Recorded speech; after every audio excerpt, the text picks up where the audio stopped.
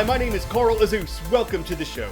Behind China, India is the most populated nation on the planet. It has more than 1.3 billion people, and all of them are exposed to excessive air pollution every year. This is according to guidelines set by the United Nations and a report from the University of Chicago. Its study says residents of New Delhi, the Indian capital, could expect to live as many as 10 years longer if the pollution were reduced to UN guideline levels. But doing that, of course, is easier said than done. Smog is not a new problem for this part of the world. It hangs thickly over many urban areas, worsened by industrial pollution, car and truck emissions, and crop burning, which farmers typically do this time of year to get their fields ready for their next crops. It's not just a problem in India. Pakistan, Southern Asia, Nepal, Bangladesh, these places are all near India, and they're all among the most polluted areas in the world. But in a global ranking that came out a couple years ago, India was home to 21 of the 30 most polluted cities on Earth. And as the nation becomes more industrialized and its demand for energy increases, there's no single clear solution in sight. Many people, as you're about to see, are calling on the Indian government to take more action to reduce air pollution. It currently has a clean air campaign in effect that aims to reduce dirty particles in the air by 30% between 2019 and 2024. But despite that, the University of Chicago report says the air has actually gotten worse. So shutdowns, which might help the air but might hurt businesses, are the order of the day. In a bid to bring down toxic air levels in the National Capital Region, an emergency order from India's Environment Ministry panel on air pollution has directed the closing of schools and colleges in and around Delhi till further notice. 6 of 11 coal-fired power plants within a 300-kilometer radius of Delhi have been temporarily shut down. The committee has also banned non-essential construction and operation of trucks carrying non-essential goods in Delhi and adjoining cities. The toxic air in Delhi and neighboring states has residents gasping for breath. Medical experts say there's been a spike in respiratory problems.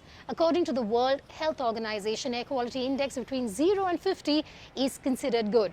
In the last 2 weeks, parts of the National Capital Region have reported levels higher than 500. Environmental experts say quick fix solutions cannot be the answer to North India's toxic air levels. The challenge of Delhi is just not challenge of Delhi. It is a challenge of this region. If you look at India right now through satellite, you will find that the entire Indo-Gangetic plain in northern India is wrapped in a blanket of smog.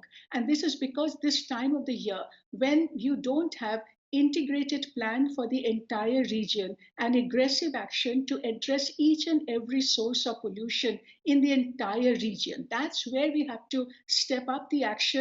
According to a report by the University of Chicago, air pollution levels in northern India is 10 times worse than anywhere else in the world. Vedika Sood, CNN, New Delhi. 10-second trivia. What is the world's largest known type of sea star? Necklace starfish, giant spined star, sunflower star, or royal starfish? The sunflower sea star can measure more than 3 feet in diameter and weigh more than 13 pounds.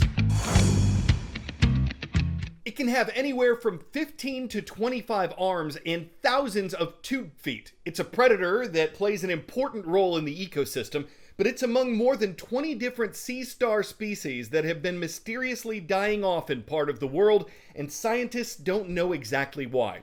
One explanation is that a virus, possibly worsened by ocean warming events like El Nino, has been ravaging sunflower stars along North America's Pacific coast. They're now listed as a critically endangered species. Starfish die-offs have been observed in the past, according to The Atlantic magazine, and researchers say at least one other species that was affected by this one has started to recover. So there's hope the sunflower star will too. And some scientists are also attempting to regenerate its population. A lot of people, when they think of top predators in the ocean, they might think of something like a shark. And that's exactly what you should be thinking about when you think about the sunflower star.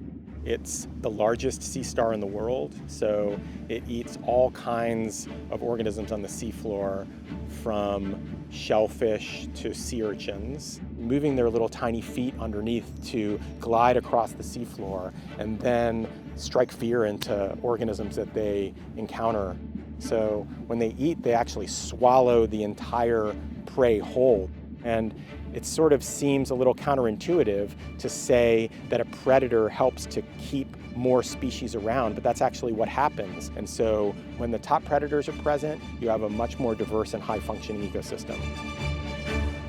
My name is Jason Houghton, and I'm a research scientist at Friday Harbor Laboratories of the University of Washington.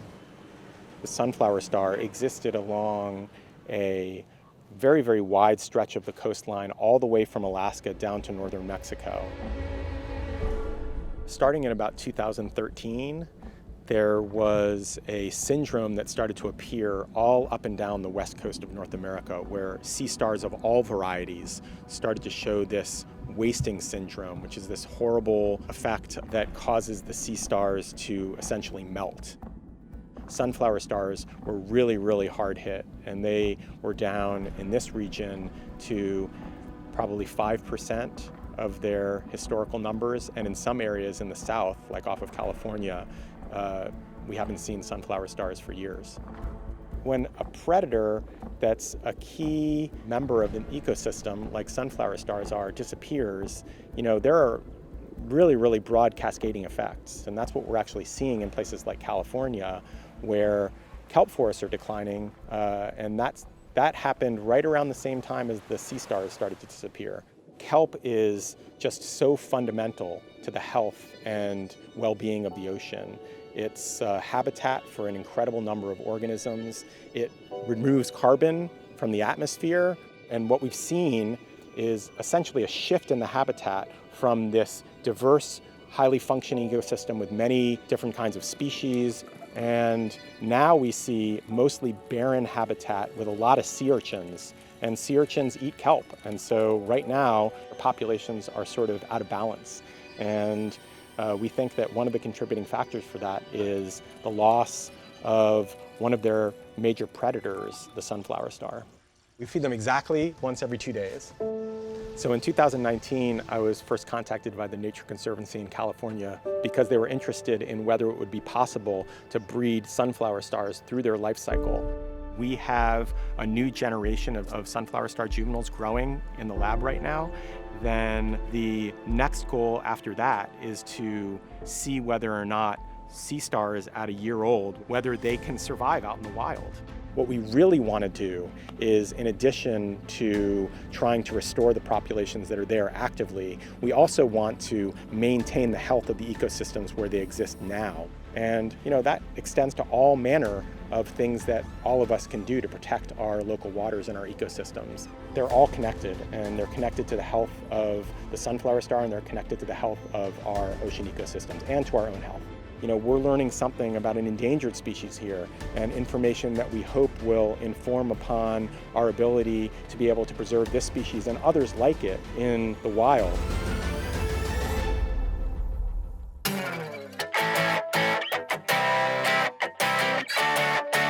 Back in 2016, a woman named Wanda Dench texted a 17-year-old named Jamal Hinton letting him know when Thanksgiving dinner was. The problem is, they didn't know each other. Wanda sent the text to the wrong number trying to reach her grandson. Jamal, not recognizing the number, asked Wanda to send a selfie, and then he sent one back saying, "You're not my grandma." But he asked if a spot at the Thanksgiving table was still open, to which she replied, "Of course." That was the beginning of a friendship that's still going strong, with their 6th Thanksgiving together coming up. She welcomed me into her house, so that shows me how great of a person she is. Thankful for people like that. It's come from God above, that he's just using us as tools and vessels to bring a message, to others. A story that's fun to feast your eyes on. The table was set with a not-so-secret sauce of friendship. It seemed easy as pie. It's stuffed with hospitality, has a gravy kind of love, makes for a very happy Thanksgiving, and comes with a heaping helping of tweet potatoes. I'm Carl Azus, and today's show goes out to Taunton High School. It is located in Taunton, Massachusetts. Thank you for your request on our YouTube channel. Hope all y'all turkeys come on back tomorrow.